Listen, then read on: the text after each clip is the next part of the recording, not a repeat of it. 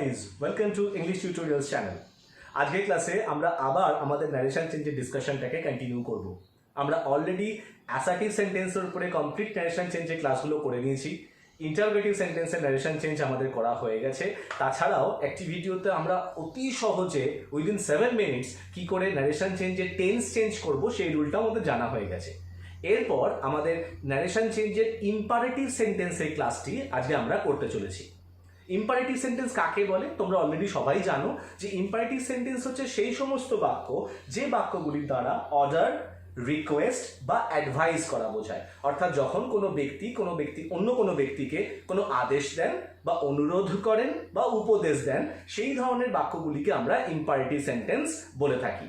এই বাক্যগুলি খুব সহজে চিনতে পারা যায়, তার কারণ জেনারেলি এই সমস্ত বাক্যের সাবজেক্ট হিসেবে ইউ ইউজ করা হয়। যেহেতু সমস্ত ক্ষেত্রেই ইউ থাকে এই বাক্যের সাবজেক্ট, তাই এই ধরনের বাক্যে জেনারেলি দেখবে সাবজেক্ট থাকে না। অর্থাৎ ধরো আমি বললাম দ্য টিচার, ধরুন কোনো স্টুডেন্টকে বললো get out from the class. এই যে get out from the class বা please give me a book বা please give me a pen, এই ধরনের বাক্যগুলিতে দেখো কোনো ক্ষেত্রেই সাবজেক্ট নেই। কারণ কি না, সব ক্ষেত্রেই সাবজেক্ট ইউ, তাই সাবজেক্টটি বারবার ধরে বলার কোনো প্রয়োজন হয় না। তাই সাবজেক্ট থাকে না ইম্পারেটিভ সেন্টেন্সে, থাকে না মধ্যে উজ্জ থাকে। তো এই ধরনের বাক্যের ন্যারেশন চেঞ্জ আমরা কিরকম ভাবে করব তার রুলসটা একটু দেখে নিই। অত্যন্ত সোজা বাক্য, অত্যন্ত সোজা এই নিয়মগুলি, তাই যদি তোমরা একটু ধৈর্য ধরে দেখো তাহলে তোমাদের আর ইম্পারেটিভ সেন্টেন্স চিনতে বা সেই ধরনের বাক্যের ন্যারেশন চেঞ্জ করতে কোনোদিন কোনো প্রবলেম হবে না, সেটা আমি তোমাদেরকে গ্যারান্টি দিয়ে বলতে পারি। তাহলে একটু দেখে নেওয়া যায়। দেখো প্রথম রুলটা বলছে যে রিপোর্টিং ভার্ব অর্ডার, ব্র্যাকেটে ইডি দিয়েছি, অর্থাৎ অর্ডার বা অর্ডার্ড, রিকোয়েস্ট বা রিকোয়েস্টেড, অ্যাডভাইস বা অ্যাডভাইসডে রূপান্তরিত হবে। অর্থাৎ যে রিপোর্টিং ভার্বটি তোমার ডাইরেক্ট স্পিচে রয়েছে সেই রিপোর্টিং ভার্বটা এই তিনটি ভার্বের মধ্যে কোনো একটিতে রূপান্তরিত হবে। কখন কোন রিপোর্টিং ভার্বটি তুমি এদের মধ্যে ইউজ করবে সেটা কিন্তু ডিপেন্ড করছে ডাইরেক্ট স্পিচে যে বাক্যটি ন্যারেশন চেঞ্জ করতে দিয়েছে তার অর্থের ওপরে। অর্থাৎ তোমাকে বাক্যটি পড়ে বুঝতে হবে যে বাক্যটিতে একজন ব্যক্তি আরেকজনকে আদেশ করছে না উপদেশ দিচ্ছে না রিকোয়েস্ট করছে বা অনুরোধ করছে।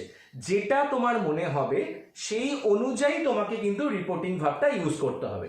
এক্ষেত্রে একটা কথা ভীষণ ভালোভাবে মনে রাখবে, ভীষণভাবে খেয়াল রাখবে যে দেখো এখানে আমি অ্যাডভাইস লিখেছি বানানে স্পেলিংয়ে ADVICE, কিন্তু যখন আমি এখানে লিখেছি তখন লিখেছি ADVISE। অর্থাৎ যখন অ্যাডভাইস স্পেলিংয়ে সি থাকবে তখন সেটি হবে নাউন, আর যখন সেখানে এস হয়ে যাবে তখন হবে সেটি ভার্ব। আমরা কিন্তু ন্যারেশন চেঞ্জের সময় অ্যাডভাইসের ভার্ব ফর্মটাকে ইউজ করব। তাই ভুলে যদি আমরা এখানে সিইডি করে দিই, অর্থাৎ অ্যাডভাইস লিখতে গিয়ে ADVICED করে দিই, তাহলে কিন্তু পুরো বাক্যটি ভুল হয়ে যেতে পারে। সেক্ষেত্রে এক্সামিনার তোমাদেরকে নাম্বার নাও দিতে পারে।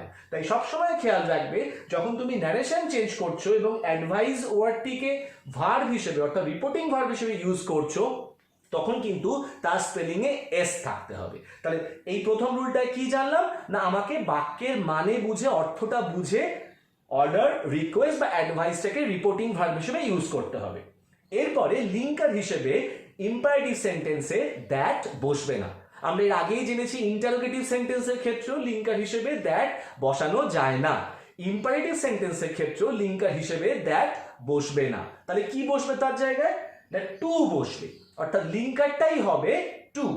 এবং বাক্যটি যদি নেগেটিভ হয়, অর্থাৎ ইম্পারেটিভ সেন্টেন্স অ্যাফার্মেটিভ অর্থাৎ হ্যাঁবাচকও হতে পারে, আবার নেগেটিভ না বাচকও হতে পারে। অ্যাজ ফর এক্সাম্পল বললাম গো আউট, এটা affirmative sentence, at the same time imperative, হ্যাঁবাচক ইম্পারেটিভ। আবার বললাম ডু নট গো আউট, বাইরে যেও না, তাহলে এটাও কিন্তু আবার একটা ইম্পারেটিভ সেন্টেন্স কিন্তু নেগেটিভ সেন্টেন্স, কারণ এখানে একটি নাবাচক শব্দ রয়েছে। তাই ইম্পারেটিভ সেন্টেন্স যদি নেগেটিভ হয় তাহলে শুধু টু বসালে চলবে না, তোমাকে নট টু বসাতে হবে। ওকে।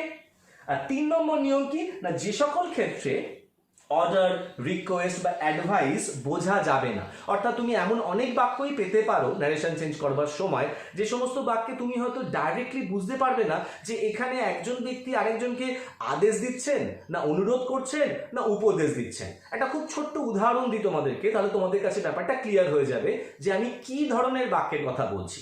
অ্যাজ ফর এক্সাম্পল ধরো বললাম my mother said to me comma inverted কমার মধ্যে প্লিজ গিভ মি, বা প্লিজ না বলে শাট the window, my mother said to me shut the window. এবার এই বাক্যটার মানে কি না, মা আমাকে বললেন জানলাটি বন্ধ করো। তাহলে এক্ষেত্রে কি মা আমাকে আদেশ দিলেন জানলাটি বন্ধ করবার জন্য? নাও হতে পারে। মা আমাকে অত্যন্ত সাধারণভাবেই বলতে পারেন যে জানলাটা বন্ধ করতে। আবার মা কি আমাকে অনুরোধ করলেন? না, তাও করেননি। নাকি মা আমাকে অ্যাডভাইস দিলেন, উপদেশ দিলেন? তাও কিন্তু নয়। তাহলে এই ধরনের বাক্যের ক্ষেত্রে কিন্তু অনেক সময় আমাদের কাছে কনফিউজিং লাগে যে এখানে একজন ব্যক্তি আরেকজনকে আদেশ করছেন, না উপদেশ দিচ্ছেন, না অনুরোধ করছেন। যখন তোমরা এরকম ধরনের বাক্য পাবে তখন অর্ডার, রিকোয়েস্ট বা অ্যাডভাইস কোনোটাই রিপোর্টিং ভার্ব হিসেবে ইউজ করবে না। তার বদলে কি ইউজ করবে না, তুমি এখানে আস্ক ইউজ করতে পারো, ইনস্ট্রাক্ট ইউজ করতে পারো, বা এনকারেজ ইউজ করতে পারো। অর্থাৎ ওই বাক্যটি my mother said to me shut the window, এই বাক্যটিকে তো আমরা কিরকম ভাবে নারেশন চেঞ্জ করতে পারি না, my mother asked me or instructed me two shut the window. তাহলে এখানে আমি না অর্ডার ইউজ করলাম, না রিকোয়েস্ট, না অ্যাডভাইস। আশা করি আমি তোমাদেরকে ব্যাপারটা বুঝিয়ে বলতে পেরেছি। এই নিয়মগুলো এবার আমরা কয়েকটি উদাহরণের মাধ্যমে একটু দেখে নিই, তাহলেই আমি শিওর যে তোমাদের কাছে ব্যাপারটা, কনসেপ্টটা পুরোপুরি ক্লিয়ার হয়ে যাবে। চলো তাহলে এবার উদাহরণগুলোর দিকে চলে যাওয়া যাক। তাহলে এবার দেখে নেওয়া যাক যে নিয়মগুলো আমরা এক্ষুনি জানলাম সেই অনুযায়ী কয়েকটি উদাহরণ, তাহলেই তোমাদের কাছে ব্যাপারটা ক্লিয়ার হয়ে যাবে। দেখে নাও, প্রথম বাক্যটি লিখেছি the teacher told the student get out. তাহলে আমার কাজ কি না, আমাকে গেট আউট অর্থাৎ ইনভার্টেড কমার মধ্যে যে ডাইরেক্ট স্পিচটি রয়েছে সেটা পড়ে বুঝতে হবে যে এই অংশটুকুনির দ্বারা আদেশ, অনুরোধ না উপদেশ কোনটা বোঝাচ্ছে। খুব ইজিলি আমরা বুঝতে পারছি যে শিক্ষক মহাশয় এখানে একজন স্টুডেন্টকে ক্লাস থেকে বেরিয়ে যেতে বলছেন, অর্থাৎ তিনি এখানে আদেশ করছেন। তাহলে এখানে আমাকে রিপোর্টিং ভার্ব হিসেবে কি ইউজ করতে হবে? অর্ডার, কারণ এই বাক্যটি আদেশ বোঝাচ্ছে। দেখো আমি তাই করেছি, the teacher ordered the student to get out. Linker হিসেবে বসেছে টু, গেট আউট যেমন ছিল সেরকমই বসে যাবে, প্রত্যেকটি ক্ষেত্রে তাই হবে। পরের বাক্যটায় চলে আসা যাক, brother shed to me please play with me. অর্থাৎ ভাই আমাকে বলল যে অনুগ্রহ করে আমার সাথে খেলো। এখানে প্লিজ কথাটা থাকা মানেই আমরা বুঝতে পারছি যে এই বাক্যটিতে বক্তা রিকোয়েস্ট করছে, অর্থাৎ অনুরোধ করছে। তাহলে আমি এখানে রিকোয়েস্ট ভার্বটিকে রিপোর্টিং ভার্বে হিসেবে ইউজ করব, তাই করা হয়েছে যে brother requested me to play with him. Okay, এরপরের বাক্যটা, mother said to me eat healthy food. অর্থাৎ মা বললেন স্বাস্থ্যকর খাবার খাও। নিশ্চয়ই এই বাক্যের দ্বারা মা উপদেশ দিচ্ছেন বা অ্যাডভাইস দিচ্ছেন, সেই জন্য এখানে রিপোর্টিং ভার্বে অ্যাডভাইস ইউজ করা রয়েছে। এবং মাইন্ড ইট, দেখো এখানে অ্যাডভাইসে এস স্পেলিং এ ইউজ করা রয়েছে, সি নয়। কিন্তু সি যদি এখানে কেউ ভুল করে বসিয়ে দাও তোমরা, তাহলে কিন্তু পুরো বাক্যটি ভুল হয়ে যেতে পারে। কারণ অ্যাডভাইসে সি বসালেই সেটি হবে নাউন, এস বসালে তবেই সেটি হবে ভার্ব। এই একই নিয়ম প্র্যাকটিস কথাটির ক্ষেত্রেও কিন্তু প্রযোজ্য। ওকে, যাই হোক, তাহলে মাদার অ্যাডভাইসড মি টু ইট হেলদি ফুড। অর্থাৎ আমাকে কিছুই করতে হচ্ছে না, শুধুমাত্র আমাকে টু বসাতে হচ্ছে, রিপোর্টিং ভার্বটি চেঞ্জ করতে হচ্ছে, এবং ইনভার্টেড করার মধ্যে যে ডাইরেক্ট স্পিচটি রয়েছে সেটি অ্যাজ ইট ইজ থেকে যাবে। পরের বাক্যটি, the teacher told the students do not make noise. এইখানে দেখো এই ইম্পারেটিভ সেন্টেন্সটি কিন্তু নেগেটিভ, অর্থাৎ এখানে ডু নট রয়েছে। তাহলে আমরা নিয়মে কি পড়েছিলাম যে ইম্পারেটিভ সেন্টেন্স যদি নেগেটিভ হয় তাহলে শুধু টু বসানো যাবে না, নট টু বসাতে হবে। অ্যাট দ্য সেম টাইম বাক্যের অর্থটা আমাকে বুঝে রিপোর্টিং ভার্ব চেঞ্জ করতে হবে। তাহলে এখানেও নিশ্চয়ই শিক্ষক মহাশয় আদেশ দিচ্ছেন, সেই জন্য এখানে অর্ডার ইউজ করা হয়েছে। অর্থাৎ the teacher ordered the students not to make noise. To make noise কিন্তু নয়, নট টু মেক নয়েজ। এবং লাস্ট যে বাক্যটি, যেটি আমি তোমাদেরকে একটু আগে রুল এক্সপ্লেন করবার সময় বলেছিলাম যে এমন অনেক বাক্যই পাওয়া যায় যে বাক্যগুলির দ্বারা আমরা সরাসরি বা খুব ক্লিয়ারলি বুঝতে পারি না যে বক্তা এখানে আদেশ দিচ্ছেন, না অনুরোধ দিচ্ছেন, না উপদেশ দিচ্ছেন কাউকে। সেক্ষেত্রে আমরা আস্ক, ইনস্ট্রাক্ট বা এনকারেজ ধরনের রিপোর্টিং ভার্ব ইউজ করব। সেরকমই একটি উদাহরণ এই বাক্যটি, father said to me give me the paper. বাবা আমাকে বললেন কাগজটি দাও। অর্থাৎ এখানে বাবা আমাকে নিশ্চয়ই কোনো উপদেশ দেননি, আদেশের সুরেও হয়তো তিনি কিছু বলছেন না এখানে, আবার তিনি আমাকে অনুরোধও নিশ্চয়ই করতে পারেন না। তাহলে এই এমন একটি বাক্য যে বাক্যের দ্বারা ওই তিনটি সেন্সের কোনোটাই কিন্তু আমরা ক্লিয়ারলি বুঝতে পারছি না। এমতো অবস্থায় আমরা কি করব না, আমরা আস্ক বা টোল্ড বা ইনস্ট্রাক্ট বা এরকম ধরনের ভার্ব ইউজ করব। আমি এখানে আস্ক ইউজ করেছি। আস্ক মানে কিন্তু সবসময় জিজ্ঞাসা করা বোঝায় না।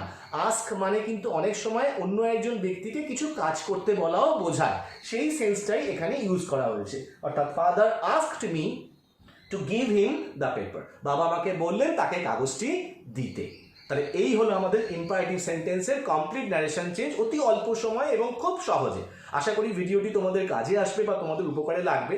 যদি ভিডিওটি তোমাদের ভালো লেগে থাকে এবং যদি মনে হয় যে ভিডিওটি তোমাদের হেল্প করতে পারে, তাহলে প্লিজ ভিডিওটিকে লাইক করো, শেয়ার করো নিজেদের ফ্রেন্ড সার্কেলের মধ্যে।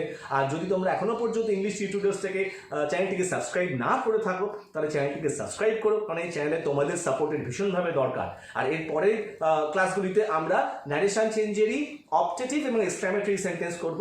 এছাড়াও গ্রামারের আরও অনেক চ্যাপ্টার, আমাদের স্কুলের টেক্সট বইয়ের আরও অনেক চ্যাপ্টার আমাদের কভার করা বাকি। তো সেই সমস্ত ভিডিও নোটিফিকেশন পাওয়ার জন্য প্লিজ বেল আইকনটাকে প্রেস করে রাখো, যাতে ভিডিওটি আপলোড হলেই তোমরা খুব তাড়াতাড়ি প্রথমেই নোটিফিকেশনগুলো পেয়ে যাও। ততদিন পর্যন্ত ভালো থেকো, stay safe, keep watching English tutorials, keep learning, and thank you very much for giving me your precious time.